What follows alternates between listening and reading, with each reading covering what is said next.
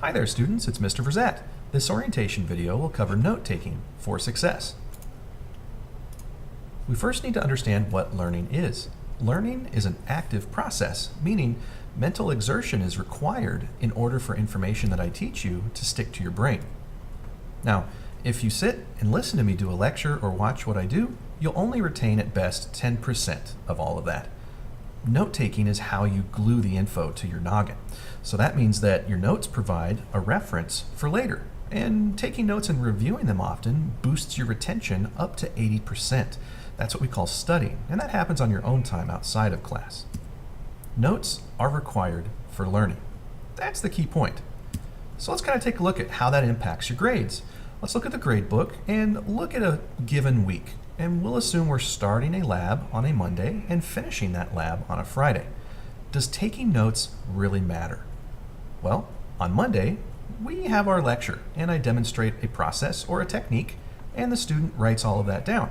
They start working after that, and then on Wednesday we have a pacing check to see if they are meeting pace in order to finish by deadline, and on Friday we turn the summative lab in. Unfortunately, let's say that student earned a D on that summative lab. Well, let's look back in time and see what might have gone wrong at that point. During their pacing check, they earned a D as well, which means that indicates that they were at least 2 days behind their peers at pacing. And if we look back and see their graded note check, they earned a C, indicating that they had some gaps and weren't retaining most of what I had covered. So that explores the fact that when they were beginning their lab, they didn't necessarily have the information in their head to begin with, resulting in falling behind and having a low achievement on their summative. So let's look at how to use your notes. Well, it's 3 easy steps. Step 1 is take detailed notes. Step 2 is during production, if you have a question or if you have a knowledge gap or don't understand something, you then move to step 3 and you read and review those notes. Now, if you have missing sections, what you do is you schedule a reteach with me or study my support content like videos like this in order to patch your notes. In general, what you can expect from me is, if I've covered the lesson, I'll ask you to produce your notes, we'll review those together, and I'll patch them with you. I generally will not answer you directly. For example, if I did a lesson on how to mix colors, and you have a question, for example, how do I mix brown, Mr. V? I'll generally say, what 2 color families come together to create neutral tones like brown? We would then look at your notes, and if we see any gaps, we would patch those. So I put the burden of learning on you, the student. So what exactly do you write down? Well, there are 2 major families of things that you write down when you take notes. You write down what you see in front of you, and then also what you see demonstrated or spoken. The things on the left are generally the easiest because you're just parroting or writing down what you see on the board. That would be like terminology and definitions, step-by-step procedures. We did that a ton in this class. Examples, formulas, all right? Nothing really involving much mental effort when you take the actual notes. Now, over here is what you're going to see the majority of. I demonstrate and show you things in front of you and do a lot of verbal teaching. So that shows me like troubleshooting solutions or how do you apply the skills and such. That's a bit of a challenge because you need to take all of that information that you've heard or watched me do and then funnel it. You have to summarize that. It's not neatly arranged on the board in front of you. That makes note-taking a skill that takes time and practice to achieve. So let's go into how do we actually take those notes. I use what's called the outline note-taking method. It's what's used in the workforce and in college. And we generally start teaching that to students at middle school. If your school didn't teach it to you, don't worry, you'll learn it here. The outline method starts with a main topic. So that would be one of the big things that I'm teaching you at that point. You then would write down what's called a supporting topic, and then examples and details after that. If I teach you another thing about that main topic, you would just repeat that. It's basically the way a paper is outlined. It's the way you outline a speech. If I teach you another big idea, then you would just rinse and repeat that process. Feel free to pause the video and rewind in order to see how that works. Now let's apply it. Let's say you're taking driver's safety, and we're going to cover stop signs. Stop signs is the main idea. You would write that down. You would define it. A stop sign, what is it? It's a sign that commands the driver to stop at all times. Now let's go into supporting information. There are what are called four-way intersections, meaning the rules for stop signs are a little bit different than other intersections. Let's define that. It's when two roads intersect. There are no lights, and the signs control the flow of traffic. But it still doesn't teach us how to operate at a four-way intersection. That's where the details come into play. The first one who comes to a complete stop gets to go first, and if there's ever any doubt, the one on the right gets to go first if both cars don't decide. All right?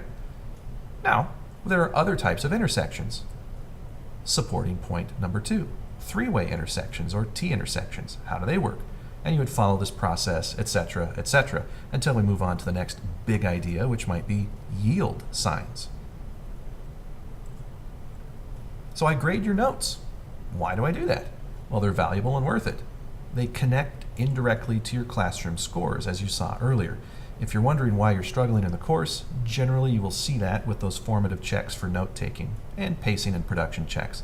So in general, strong notes reveals a strong learning ethic. It shows your engagement.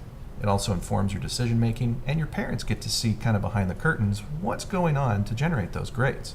Now, if you want to know what those grading standards are, they're in my syllabus, but I've got some examples right here. A-level notes in general exceed my expectations. Not only would they have everything that I covered, but they would have the students' explorations on their own. This is not expected, hence exceeded. So this is like above and beyond. I don't generally see this. The highly dedicated tend to explore on their own out of interest for the subject, and I would find that in their notes. I could use these to teach an absent student. Here's an example of A-level notes. Might be kind of hard to see, but this is a technical breakdown when we're learning how to control the pen tool in Adobe Photoshop, or controlling vectors and curves and anchor points. You see, there's really no room for leaving anything out in this kind of a demo, otherwise the student would not be able to do the assignment. Likewise, B-level notes are everything that I would expect. They're model notes. I would be able to show this to a student and also reteach. They would just lack the person's individual explorations. They're still highly detailed. They would still have, again, major, supporting, and then details, right, for each major idea. But now we start to get into the realm of the students who generally don't have the buy-in for their education and don't take strong notes, which results in struggling grades.